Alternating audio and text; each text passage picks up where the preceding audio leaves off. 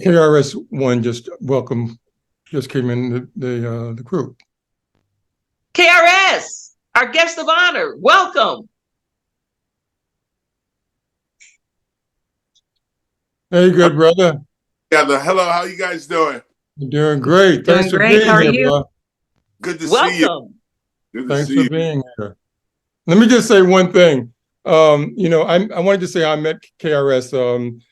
Just a little background for folks. I met KRS African American Day Parade or something was going. Not something. It was going on in Harlem here. I live in Harlem, New York, and there was an event going on. I heard some people crowded around, some folks that were talking. I think there were a couple of politicians there. I heard Dougie Fresh, and then this gentleman got up and spoke. And after he spoke, I rushed to try to find him. And I don't remember exactly what he said, but it was something around peace, something around politics. I don't know what it was.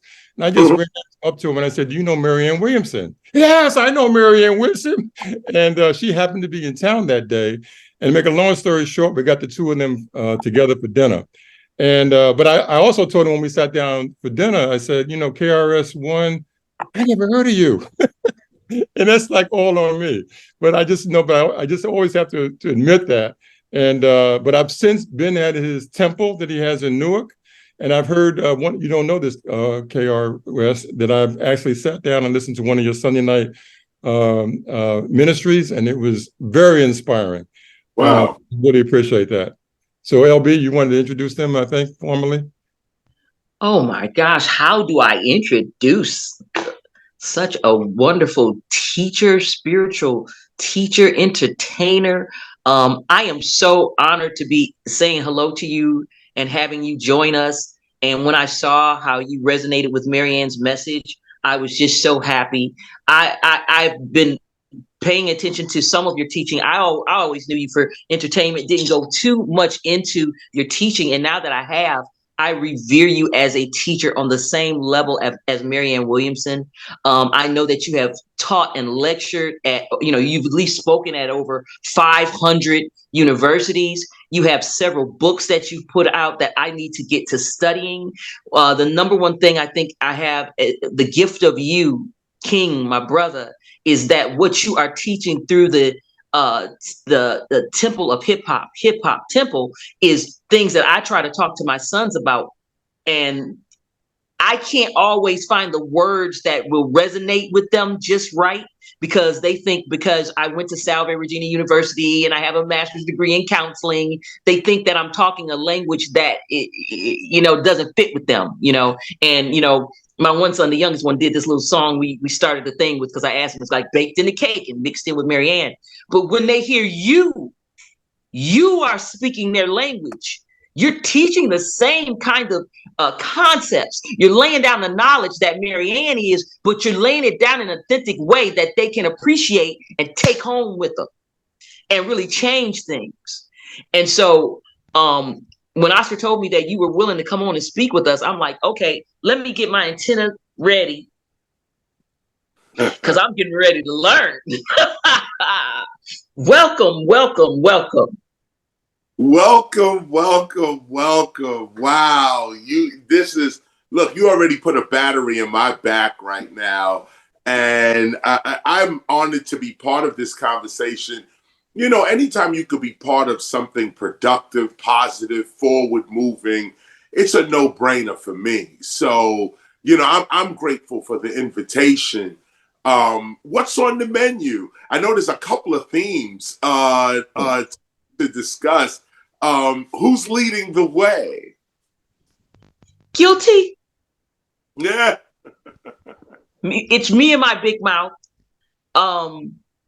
The major theme that we're talking about, and I know you can go to a lot of places, and I'm hoping there's a lot of things that's going on, but we wanted to make sure that we had the space available for you. And I'm hoping as we move forward, we'll talk about even more, because there's so much that we could tackle right now. KRS. Is it okay to call you KRS, or do you want KRS-one? Chris, even better. There's so many things that we can talk about. But I think what is really germane and right in front of everybody's face right now is this issue of peace. And I loved when you were teaching about peace. My father passed away 2020, 1 week before Father's Day. And I was so lost. And Marianne had a wonderful conversation with me. Oh, but before I went to his funeral, I said, okay, God, what do I do? Because I don't belong to any religion anymore. So I talk straight to God every day. What do you want me to think? What do you want me to do? What do you want me to be? How? Use me. Just use me. Please, just use me. And I went to the funeral thinking, be love. Don't go in love. Just be love. Just be it. Just be it. And when I listened to you teach about being peace, see, my name is LB. Sometimes people have a problem with my name. They go, what does it stand for? I go, stand for LB. What the hell?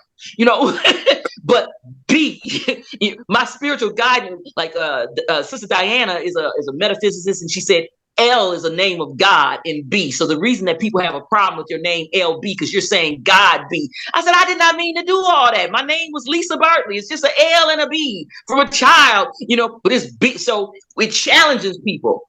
Because on a vibrational level, you see what I'm saying? And she said, and they want to cut you in half. And that's why they got a problem saying LB. Okay. So I'm all about being that you would see. Instead of asking for it, begging for it, crying because you don't have it, God put within us the ability to be it.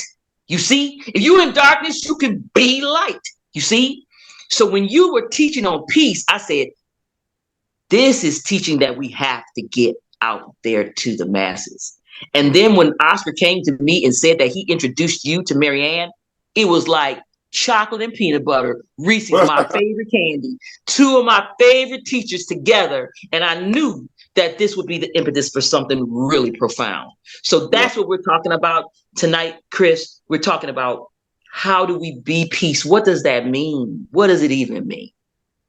Especially now. Right. Wow. And from what finger do we come from? You know, there's a piece on peace. There's a political piece. There's a spiritual piece. There's of course an economic, financial piece, which is what most are struggling with today. You know, but there's also an intellectual piece that we can call it science of mind. We can call it that. But it really is the ultimate piece to be content with yourself. And it's like, you know, this is a tough thing to be content with yourself or to arrive at a state where you're comfortable with you. Because think about this. Human intelligence, right? You say, you know, what is it that makes us want to do better? It's because we're not satisfied with ourselves. So now you look at that, but wait, why are you not satisfied with yourself?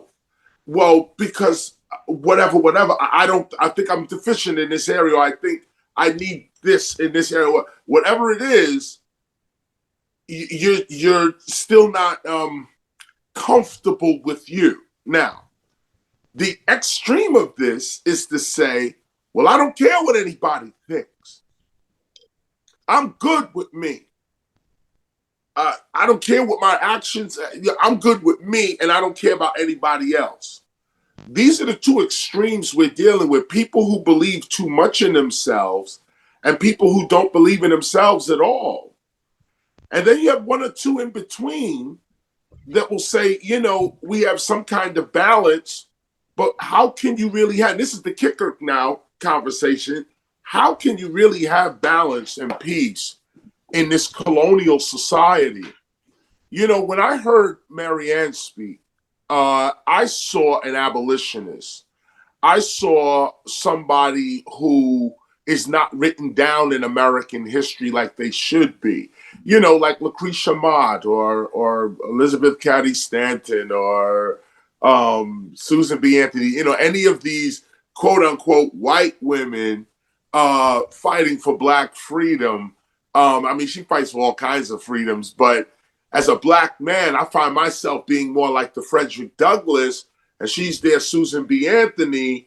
And I'm saying, but wait a minute, this history is not really written down much. this is not the history that people are really getting. And what's happening is that it's making people feel hopeless. Yes. And that hopelessness is like there's no peace. There's no, once things become hopeless, peace is impossible. And here we are in a hopeless situation. And what is the hopelessness? Extremes. When the extreme is no more enough, you're done. Like God is an extreme. Okay, God is the ultimate. But for so many people, God is not enough. You know, like imagine a concept that we believe is the all and the foundation of reality itself, the mind of the universe. We still want more than that. How can we find peace? How can there actually be peace if you want more than God? This is why I actually praise our ancestors. Because even if you say from an atheist point of view, like me, I'm a philosopher. They say a little bit of philosophy leads to atheism. So let's do a lot of it, okay? In this instance, our ancestors, just from a philosophical point of view, if you say the mind creates everything that we perceive, okay, even interprets it and all of this, the mind. So somewhere along the line, one of our ancestors said, we need a concept that represents the mind of nature. We need a concept that's going to unify all that we can perceive, including life itself. We're going to get this concept together and we're going to call it whatever. In English language, we call it God. But of course, all kinds of languages have all kinds of names. But this concept of the all-knowing, omniscient, omnipresent, omnipotent being, people still want more than that. We reached our limit, we reached the limit of mind by saying nothing goes past God. So we gave ourselves limits, even though the concept of God comes from our own mind. This is the epitome of self-control.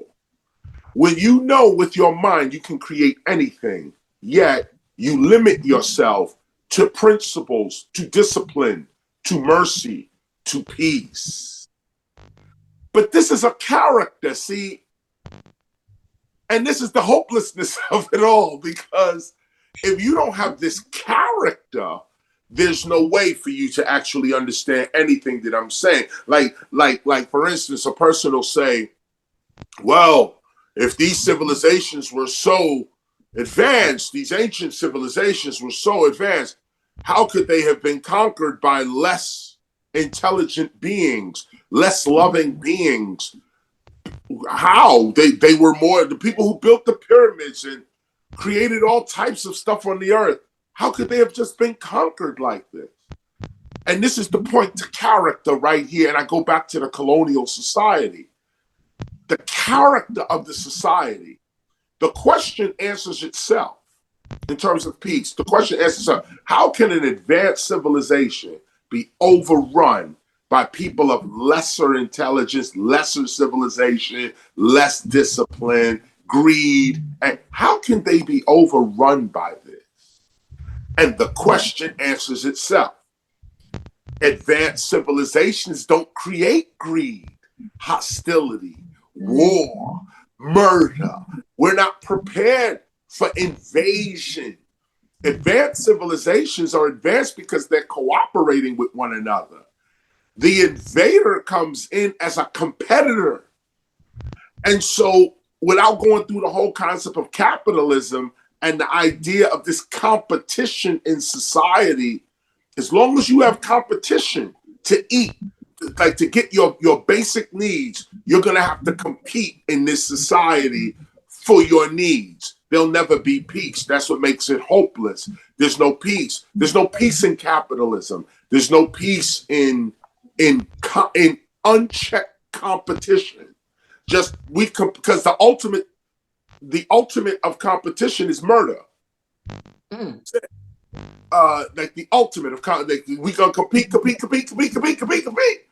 until, and what's the final thing of competition? I'm going to annihilate you in some way, shape, or form. You cannot come back and win over me. So how can I assure? Well, look, we're going through this right now in the Middle East, right? Yeah.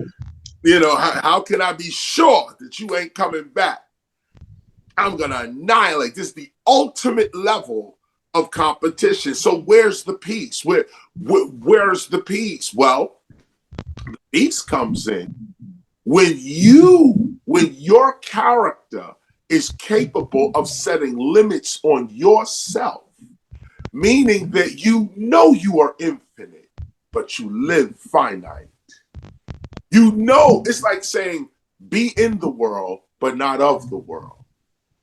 It's like saying that, it's like, I know what my capabilities are, but I'm living on 125th Street and Lenox Avenue, and these specific capabilities don't matter.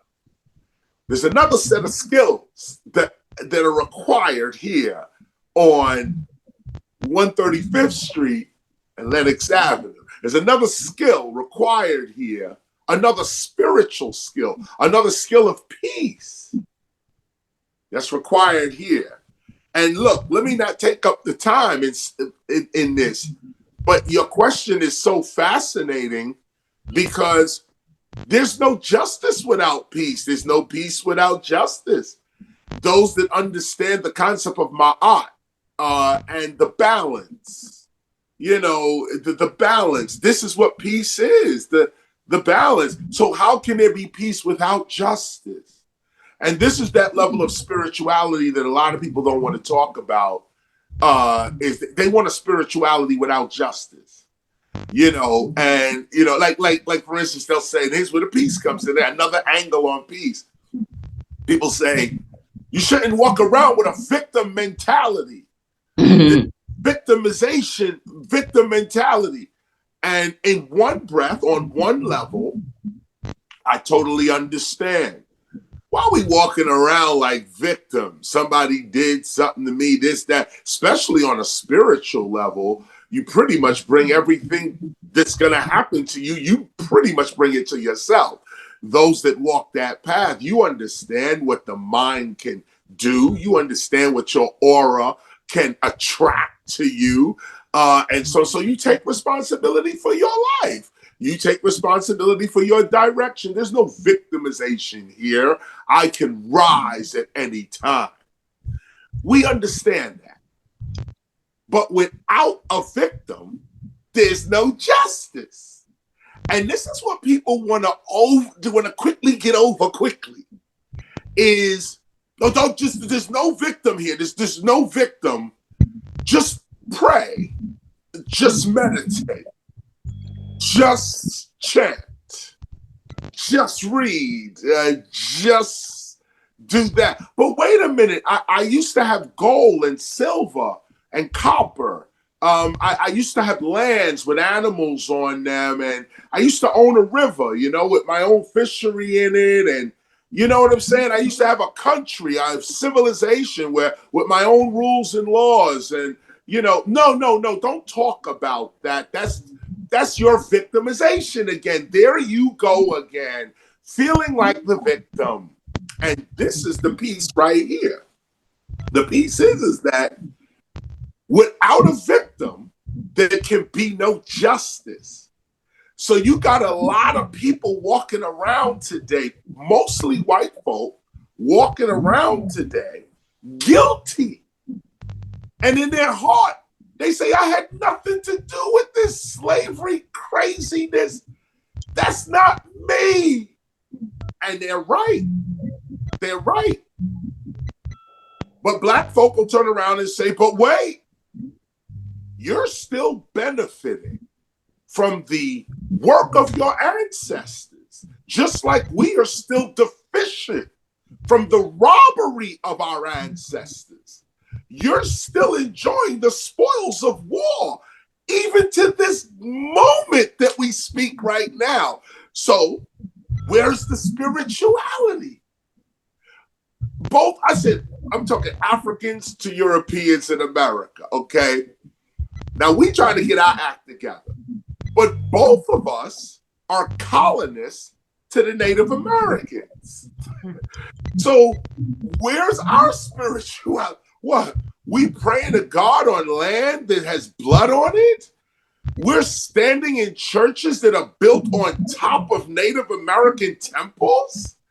The most ancient of places, the mounds have been robbed, the pyramids have been blown up. And I'm talking about American pyramids, American mounds, American cities. All these ancient roads are destroyed. Now we want to say we're spiritual and we're looking for peace. And we can't, and we say we're looking for it. Why? Because we can't get it. Why can't we get this peace? Because there's no justice. Because there's no justice here.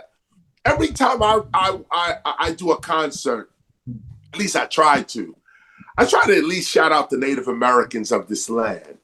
And there's all types of new evidence that comes out that says that Native Americans are not even native to this land. There's all types of stuff coming out to refute their sovereignty of this land. And some of it is true. I mean, you can't, some of it is very logical and so on. But none of it refutes the historical and cultural tradition of the Native American in America, like what the Native American Indian, if I may use that the grading term, what the Native American quote unquote Indian, the look and the image and the culture means to America makes them indigenous to America. Yes, there is Africans been in America. Go check the Olmecs, go check Mayan civilization. We've been here, but that's not the point. The point is, how are we saying we spiritual and the Native Americans are standing right there? This is their land, okay? We Africans, we're from Africa. We got a continent, okay?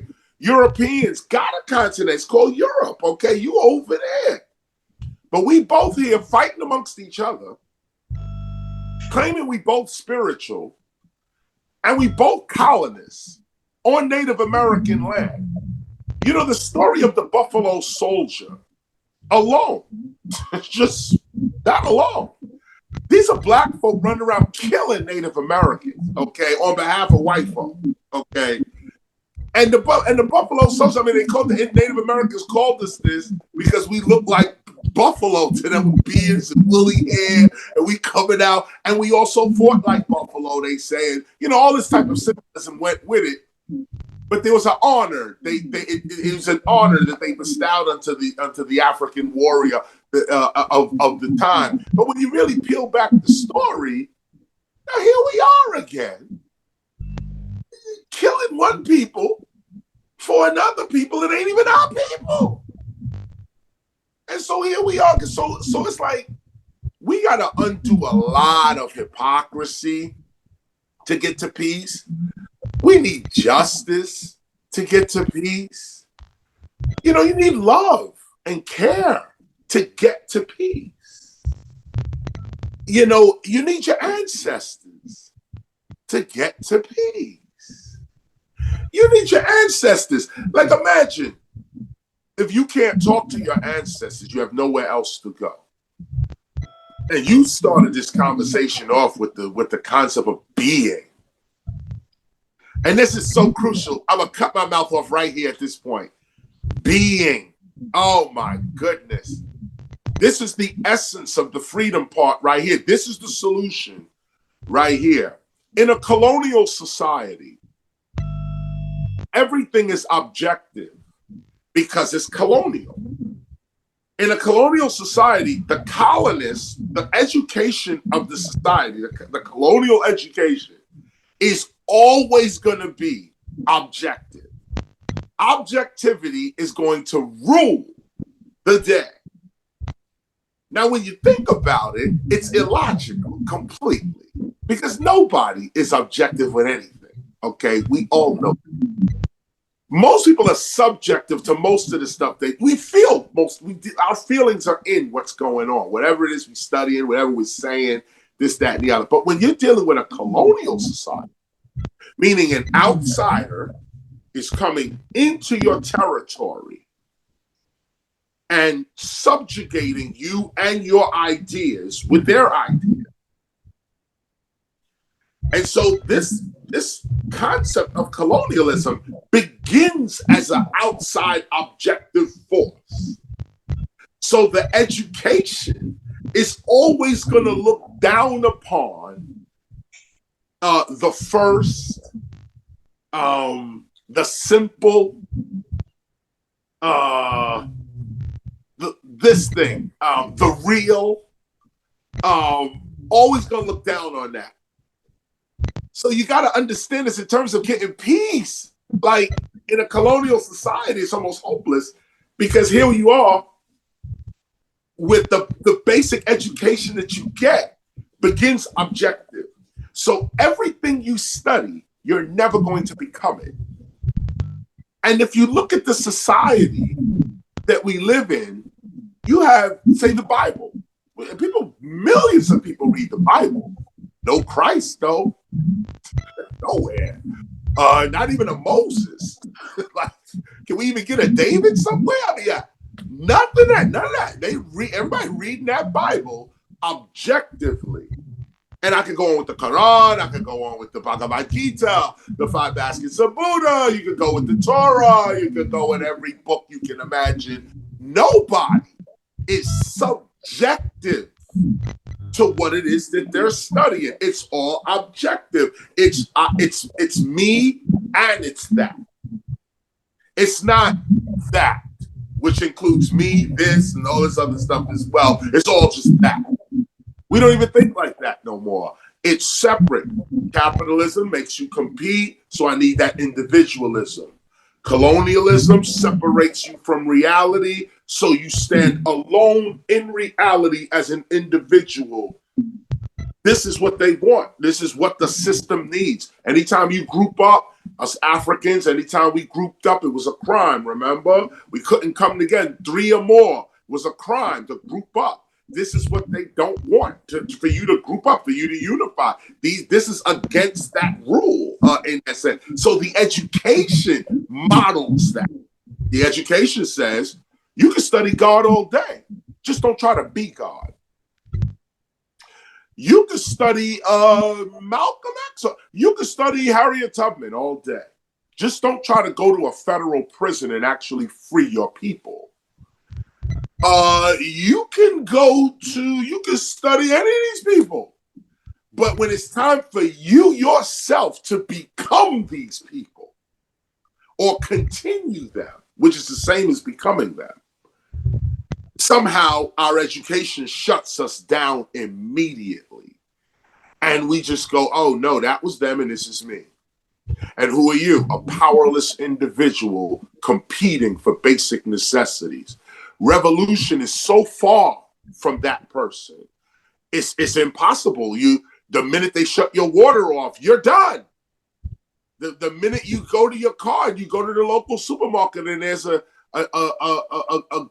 guy there with a gun standing in front of the supermarket, you're done. No more food. There's nothing. We don't grow nothing. We don't, and some of us are privileged enough to have a garden or have access to somebody with a garden.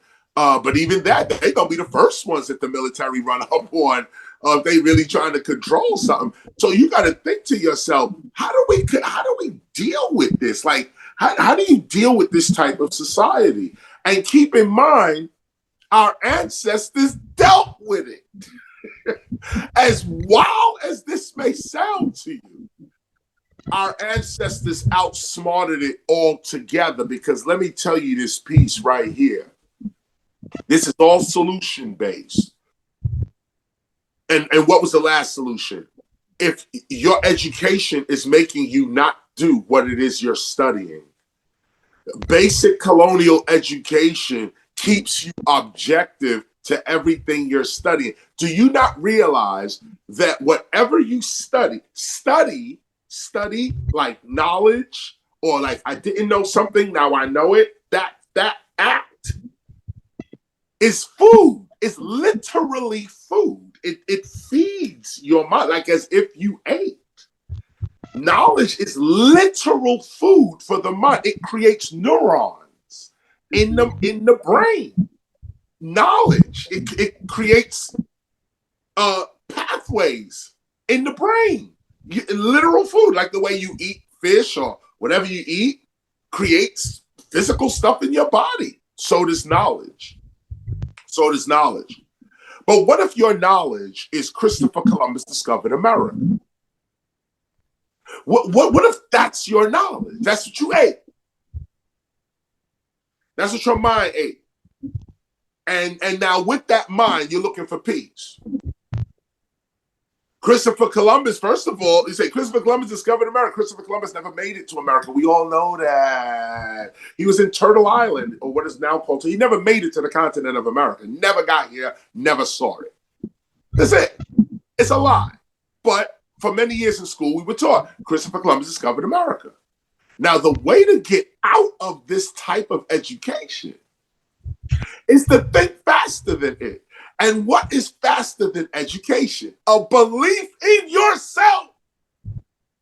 See, genetic knowledge is faster, more accurate, and more powerful than colonial knowledge. This is what the assimilation process was all about. They said, don't let them speak their language. Don't let them group up more than 3. Don't let them eat their foods. Don't let them wear their clothes. Don't let them take it all away. We got to do these people or we can't survive. That's how they felt. And you know what? There was a truth to that because we are the gods. And so unless you got to subdue the gods if you want to be free. And that's what people did. They say, yo, we got to subdue these gods, okay? We got to get them under control. And lo and behold, now here's the fast part. Here's how they are defeated once again, okay? Take their language, take their religion, take their clothes, take their stuff, strip them down. Now give them your language, your you're this, and you turn them into a version of you through assimilation. But guess what? Anything you give a God is good for the God. This is what people cannot understand. Divinity is real, and we proved it. Okay, point in case number one. Number one, take away their language. Don't let them speak their language. Well, guess what? We are the creators of human speech itself. And proof of this is rap music. This is proof of it, okay? You can take the most ignorant of us, okay? I'm talking about my brothers and sisters right now, okay? You can take the most crazy of us. We still know how to manipulate the English language more than any linguist, phonologist, the people go to school to study this stuff. For years, they go to school to study linguistics, to study phonology. And some even take up poetry and try to get into the technical. We wake up in the morning like, yo, listen to this. I got lyrics all day. I'm about to hit your spirit. You got to hear it. I'm going to, like what? We're talking about this all day. Why? Because we are the creators of language. So you could take away one of our languages. Who cares? Matter of fact, English is our language. English itself, the phonetics of English. Matter of fact, the word phonetics comes from the Phoenicians.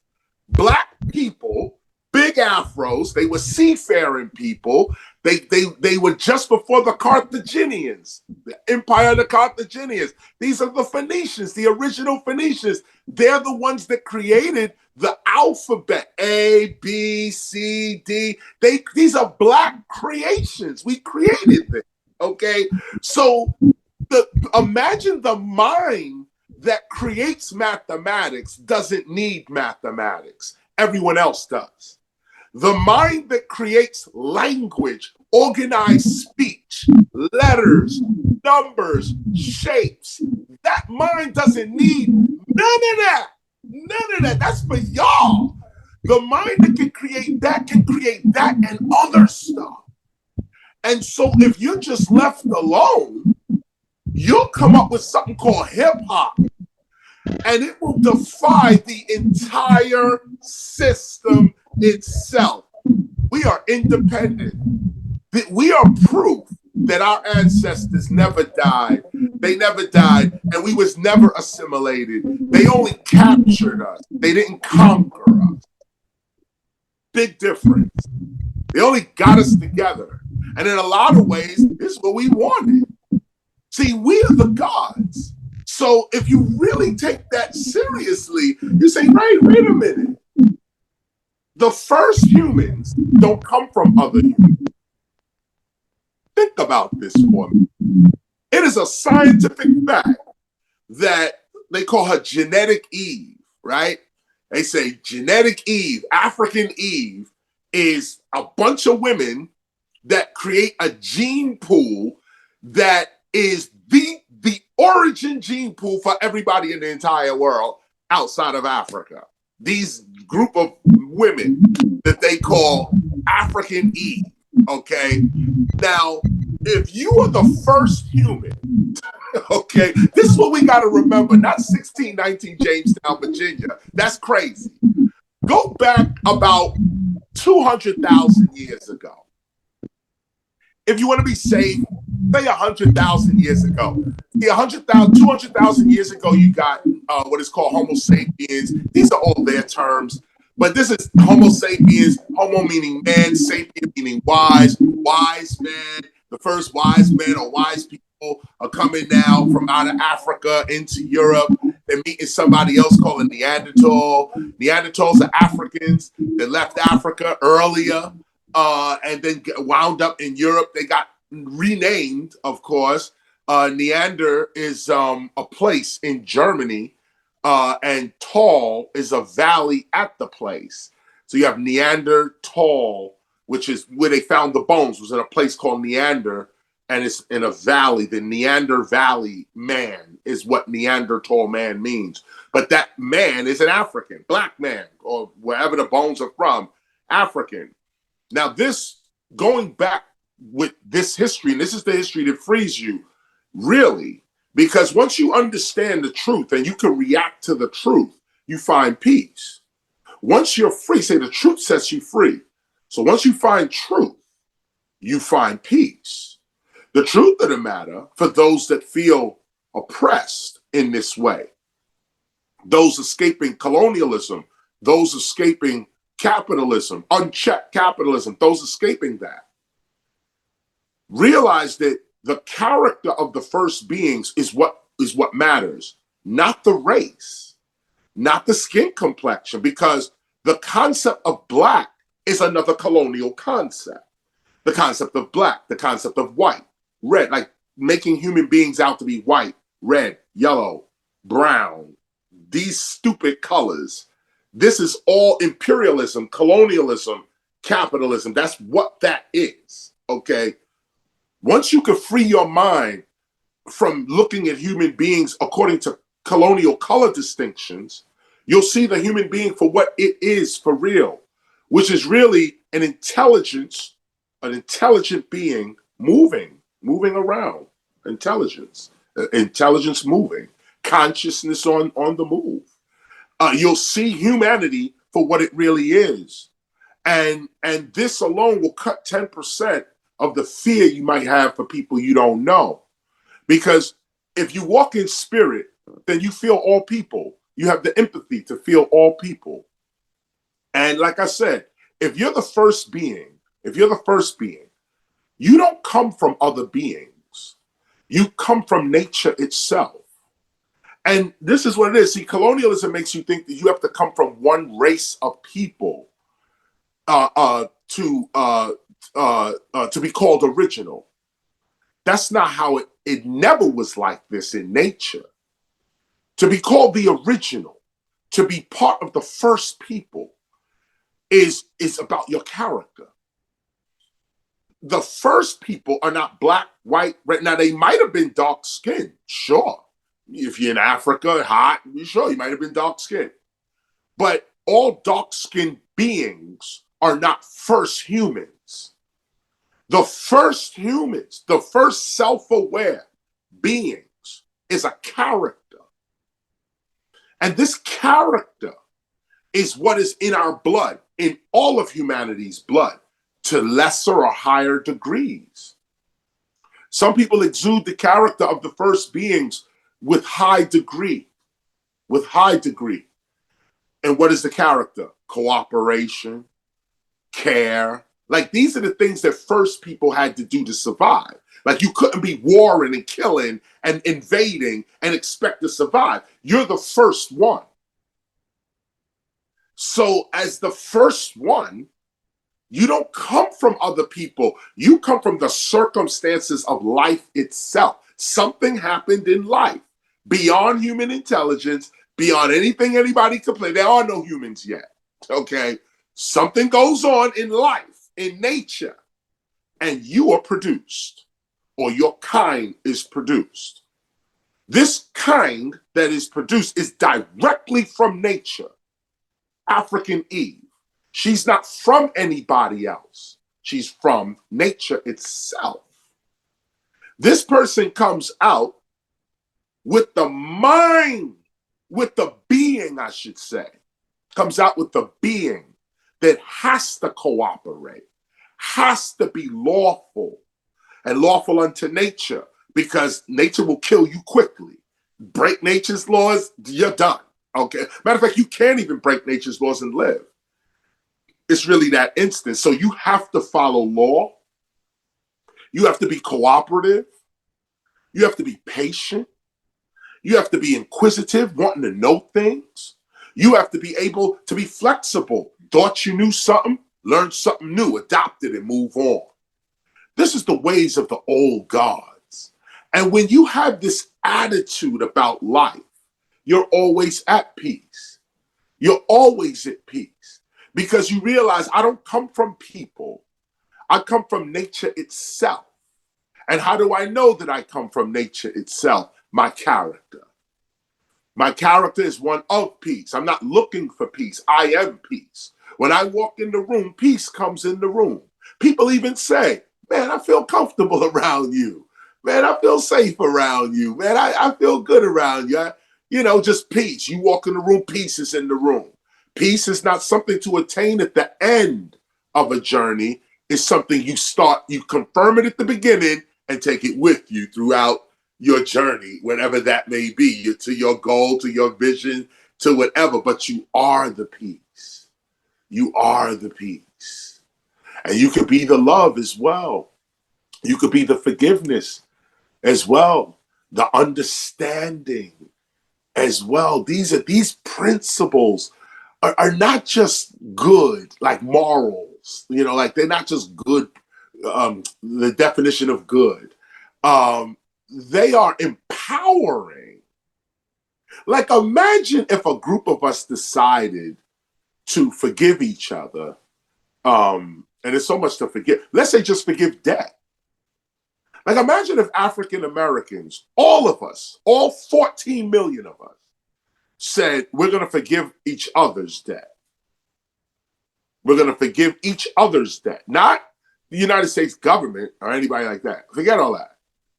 We, amongst ourselves, are going to forgive each other's debt. Okay, each other's debt. African Americans owe African Americans a whole lot of stuff. Okay, we always borrow from each other, not paying back, can't pay back, investments fail, this, that, and the other. Yeah. But what if we one day said, we're going to forgive each other? What if the Latino community, just on the Latino community, just said, you know what? Every Latino, we are not going to, you're forgiven. Your debt is forgiven. Do you realize what that would do to the economy? Like, do you realize what that would actually do to an economy, or a president that ran on that kind of ticket that said, we're going to relieve debt? Well, see, this is the thing, because you can't do that because it'll probably crash the system. The system's based on debt and keeping people in debt. So it would have to be, I guess, a group, a community that would be able to do this. I guess it couldn't be a nation that was able to do this. It would have to be a community that rose to that level of consciousness. But it would be, like we say, money is causing a lot of people stress and they can't reach their peace. Well, a leader, a national leader can say, hey, why don't we relieve each other's debt? That's it.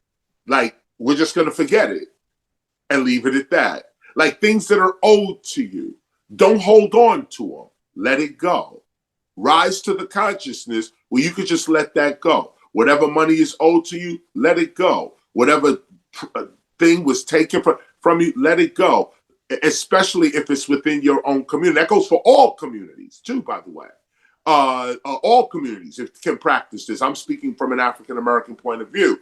But just think about if any community forgave its own debt, what economic prosperity that community would enjoy if it would just treat itself with the respect it's asking others for.